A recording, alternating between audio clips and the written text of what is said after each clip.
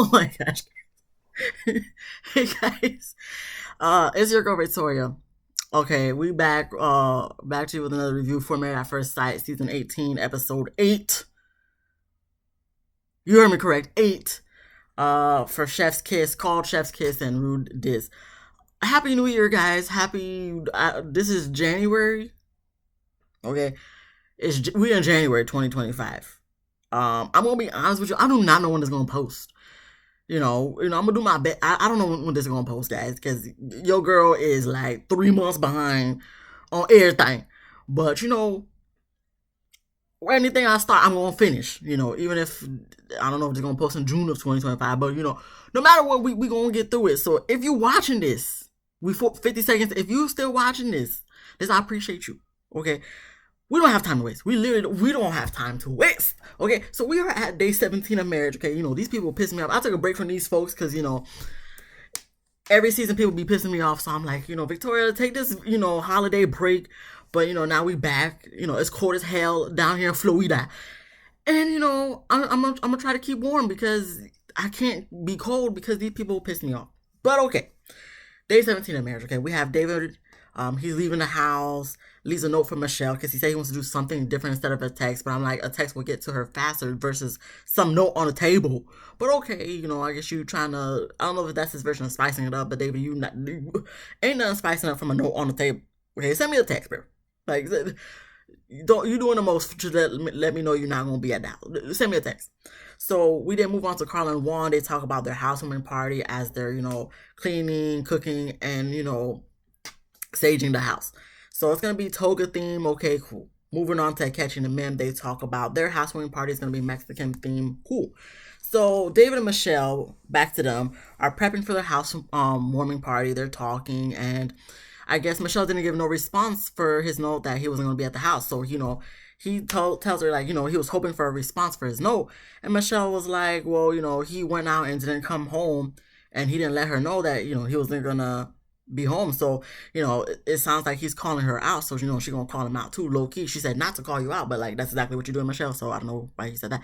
And he's like, oh no, I'm not trying to call you out. That's not what he's trying to do. He's just really trying his best and whatnot. And I'm just like, well, Michelle, you low key checked out, even though it seems like you're trying, or you're trying to prove to us that you're trying, but like you're really not.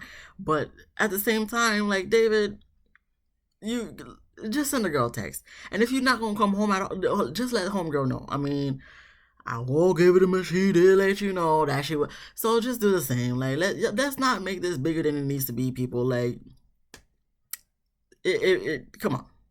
So then we move on to Madison Allen. They go to the gym to take a class together. Obviously Madison, she getting through the freaking workout like it ain't nothing for her because she got all the muscles and stuff. Allen, he a little lanky. We can't really do the thing on there. And I understand my arms will be burning too. Listen, I went to arcade literally yesterday. I played basketball. My arms was hurting. By the second round, my arms were hurt. So I understand, Alan. When you're not used to doing, rigorous activity and stuff like that, you gonna be a little bit sore. Not sore, but like your arm gonna burn, and you're not gonna be able to do it. Like homegirl Madison. But Alan is gonna appreciate anything from Madison because she the hottest girl he ever dated. So anything she wants him to do, he gonna do it. So after they do the whole class together, they talk for a little bit, and he thanks her for helping him. Excuse me, step his game up.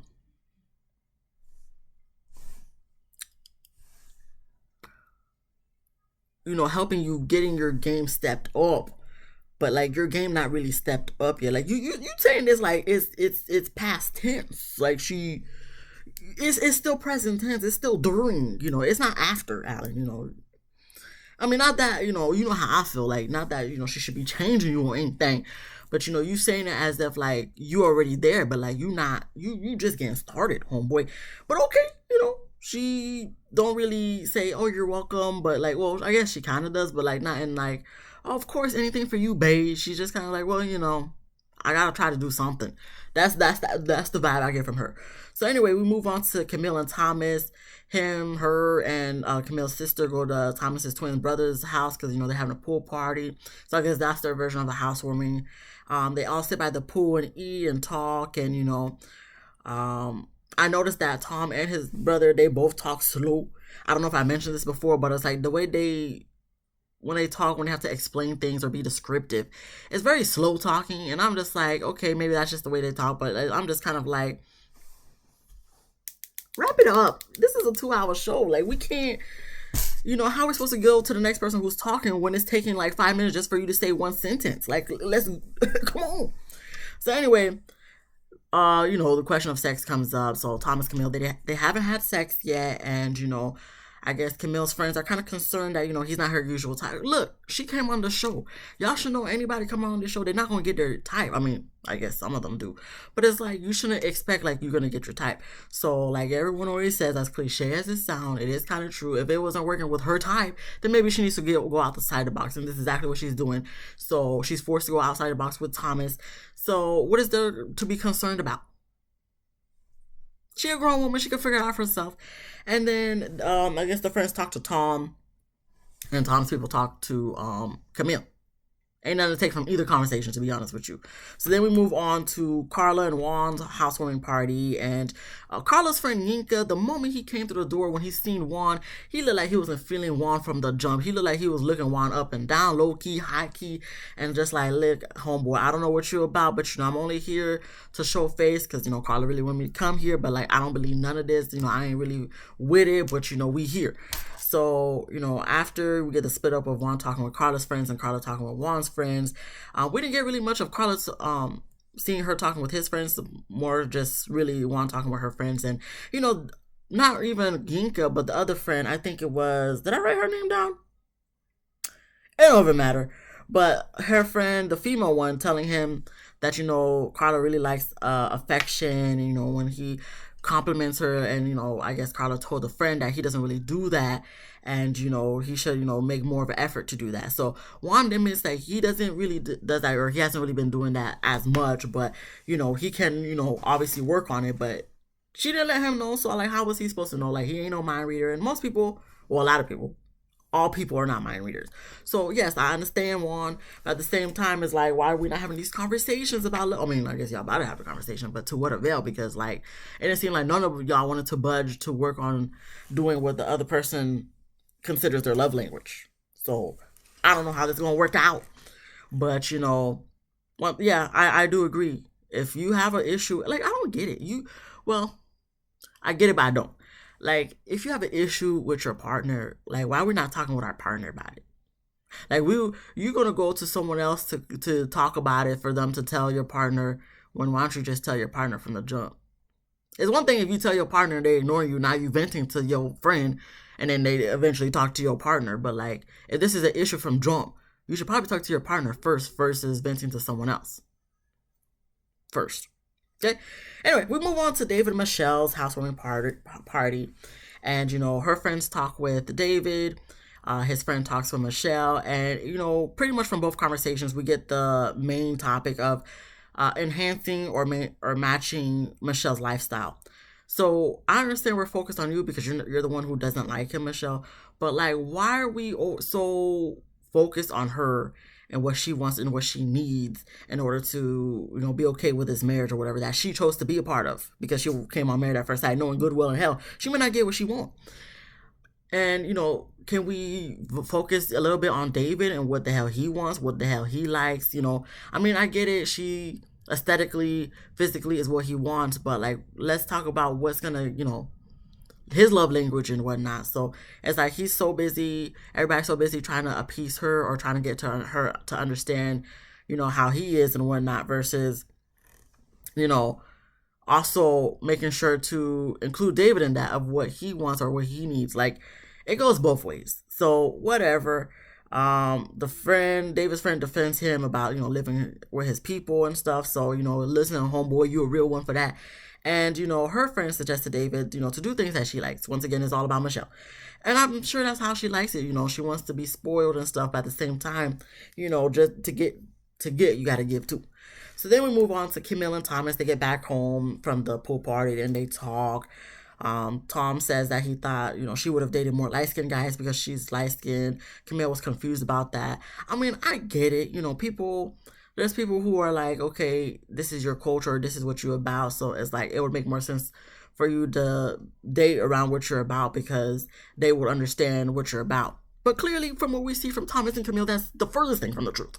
So, all right, that's what your opinion or your thought was, Thomas. But clearly, that that's not the case. So let's erase that from our brains. Because I was kind of looking at you like how Camille was looking at you, but at the same time, like, I get it, but at the same time, it's like, let's not make assumptions, just because maybe that's how you were, doesn't mean that's how she was, clearly, because, Thomas, you're not her type, okay? Uh, she, so we're gonna, we know her type. We're not gonna, I was gonna be vulgar, but okay. So then we move on to Akechi and Amem's housewarming party. So I guess they get asked to describe each other in 5 words. So I ain't gonna say all the 5 words because I didn't write it down, but pretty much Akechi says Amem is aggressive. I think that was the last word he used. Amem said, so since he throwing a little bit of shots. So Akechi, I guess, threw a little bit of shot too, and she didn't really even say the word. It was the friend who kind of, said the word for her, like, oh, he kind of nonchalant. So I guess Akechi wasn't really feeling the fact that he was considered nonchalant. I'd rather be called nonchalant than aggressive, nigga. So what you talking about? And it's like, I like the friend was like, well, you called her aggressive. So it's like, especially for a black woman to be called aggressive, it's like, bruh. Who, if anything, you aggressive with your fakeness, trying to act like you really like this girl when you don't. But I don't see what aggressive you. I mean, when Amem took that honey pack in the honeymoon and try to be filling up all up on catchy and stuff. I mean, I guess if you want to consider that aggressive, maybe that's a little bit aggressive. But it's like that ain't wasn't even much, because if you want to talk aggressive, I could be aggressive at times, not a lot, but like if you get me to that point, like I could be aggressive, but like not in the way that I feel like he's trying to describe Amem as aggressive. So Akechi, I don't know what you're talking about, but then it gets to the point where Akechi's talking with Amem's family and friend, and Amem is talking with Akechi's friends or whatever, and Akechi's talking with Amem's cousin and friend. And I'm like, y'all 2 inches from each other. So, like, how y'all having, like, 2 separate conversations, not listening to the other person's conversation and feeling, like, I don't get that, but, they try to make it seem like it was 2 separate conversations, but I'm like, this is what I be talking about. Y'all don't even try to act like it's real. Like, literally, this is Akechi. Amem is, like, right here. Whatever. What do I know, right? I'm just a viewer. But anywho, Amem talking with his people, whatever. Ain't nothing to take from that. When Akechi's talking with Amem's people, they kind of clocking him. They see him. They see past all the fakeness that he's trying to portray. Like, you can't portray fakeness. Like, they see through all the bullshit. And they kind of low-key, high-key calling him out on it. But, he trying to make it seem like, y'all coming for me. I'm not trying to appease y'all. I guess they're not saying the things, they would like him to say. And he's like, well, it is what it is. I'm not, going to say what you want me to say just because that's what you want me to say. He don't say that word for word. I'm just paraphrasing. So, they not feeling him. I mean, the cousin wasn't feeling him from jump. And now, after this conversation, the friend, homegirl, she definitely not feeling him, making all these faces in the confessional. Girl, we understand. But, MM got to see it for herself. So then we move on to, because, Akechi, I'm not going to spend too much time talking about Akechi because he fake. That's what he want. He wants us to talk about him. I don't got the energy to talk about him, especially that I got to go watch 10 more episodes of this bullshit. So, okay, we go on to day 18 of marriage, all right? So Madison, she makes breakfast for Alan, telling him, like, look, I'm about to have a girls' spa day here. You're going to have to leave the house. Don't come back until 4. So he's like, Alan going to do whatever Madison want him to do. Listen. He infatuated with her. They always say it's good when a man loves you more than... Okay, so he, Now, when I saw the previews for this, I was ready. I had the energy to go off on Madison's ass. But, she did express to us in a confessional that she just said that to get him out of the house so she could set up the house for his birthday, have friends over. So that's going to be their version of a housewarming party. Okay, cool. You Madison, this week, this episode, you got off dirt free. I'm going to give you that. Because at the end, I was a little bit upset with you. Okay. So then we get to Camille and Thomas. They have lunch with her sister, talk about race and how they show up in the world differently. This is what y'all storyline gonna be for the rest of the season. I'm not gonna talk about it every episode. Okay, we then move on to Madison setting up the apartment like she expressed before for Alan's 36th birthday surprise party, and I'm looking at Madison, dressed up for her man's, and I'm like, okay, Madison, okay, Madison. I know I cussed you out in a couple, episodes, in a couple reviews. I still look at you hella sideways for, how you've been acting out in these streets with Alan, but I will give it to you because, everybody was saying all you do is wear gym clothes. But, when it's time to show up and show out, you show up and show out. And I'm going to give it to you, Madison, for his birthday. You made sure you was the best looking female all up in there, even though it was only two other females. But it don't matter. You was looking good, and I'll give you all the kudos. I'll give you all the props for that, Madison. So anyway, she brings two of her friends. He comes in. He was expecting like a spa day or like whatever, but the fact that when he realized it was his birthday, he was like, oh shit, like he was surprised and appreciative and whatnot. So, they kind of talk. He talks with her friends, she talks with his friends, and that's all there is to it. I mean, obviously there's a little bit concern, but it ain't no concern that we haven't already talked about. So we're gonna see how that plays out. Okay, moving on. We get to David. He makes dinner for him and Michelle. She actually likes the food. They talk about their housewarming party. And, I guess David tries to flirt, saying she looked nice and whatnot. And it turns into Michelle telling him what he can do to dress better to her liking. So, once again, just like Alan, he's infatuated with her. So he's down to make it work. He's down to do whatever she wants just so he could get that. Because he's craving that approval, acceptance, or whatever from her, just like Alan is from Madison. So he's down with it, and, they talk about, going on a sushi date again, because, he said he's very interested. I'm like, I don't feel like David really interested in a sushi date again, but he's just trying to find any way to spend quality time with Michelle, doing things like that she likes, like her friend suggested, so that way he could get in her good graces. So he said, oh, maybe she could even dress them. She was like, oh, she's down. Once again, this is only just to appease her, because he's the one who's pursuing her for the most part. Like, she ain't feeling him. But, he gonna do whatever he can to make this work. So then we get to Juan and Carla. They get in bed, they're getting ready for bed. They get in bed, they talk about their love languages. So Juan's love language is acts of service. Carla's love language is physical touch and affection. Juan don't seem like he not really with the physical touch and affection to give Carla that. And Carla, we already know she's not really with it for acts of service for him, because she already said he needs to spoil her. I think she said that from the second episode or whatever. Second, third, I don't know. From the day after the wedding. Okay. So I'm just like, okay, so you guys both know what each other's love languages is. So why are we not? So we're not going to try to at least do for the other person. Like, you want them to do something for you, but once again, you don't want to do something in turn for them. Like, I thought teamwork made the dream work. We're not going to, that don't apply to this marriage, to this thing going like. So you just not going to, neither of y'all going to get what y'all want, because neither of y'all willing to give the other person what they need. Okay.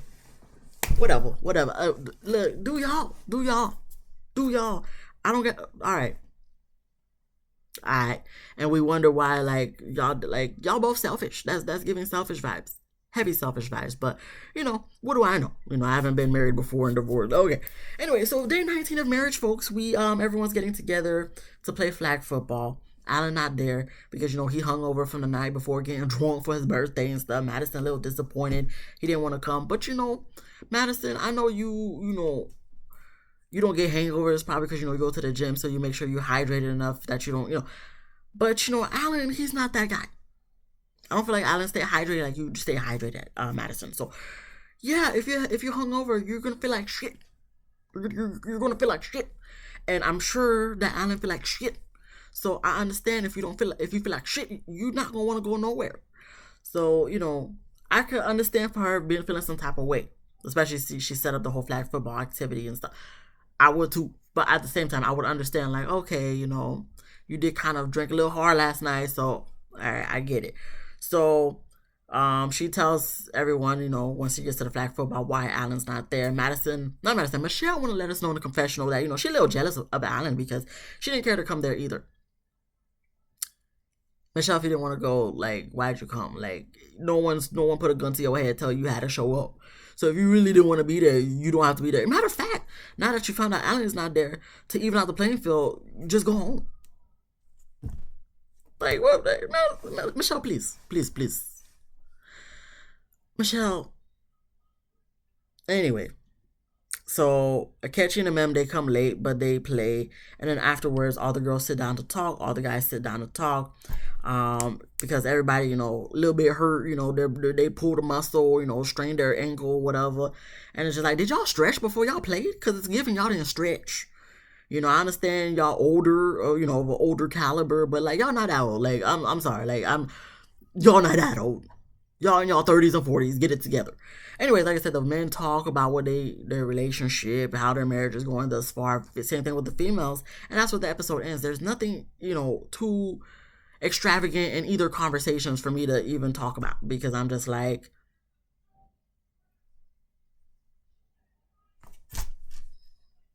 next. And that was the end of the episode. Like I said. So I'm about to get to episode, what is it, 19 out of 30 that I missed. Look, we working. We ready to work in 2025. So if you like this video, please give me a thumbs up. If you laughed at least once, please subscribe. If you didn't laugh, that's okay. Come back whenever, come back. I can't tell you when to come back. Just come back, so hopefully, I can make you laugh the next episode, next review and stuff, so then you can subscribe. Then, what I'm saying? Comment down below what you thought about this episode. Be easy, breezy, lemon squeezy, and I'll see you guys in the next one. Peace.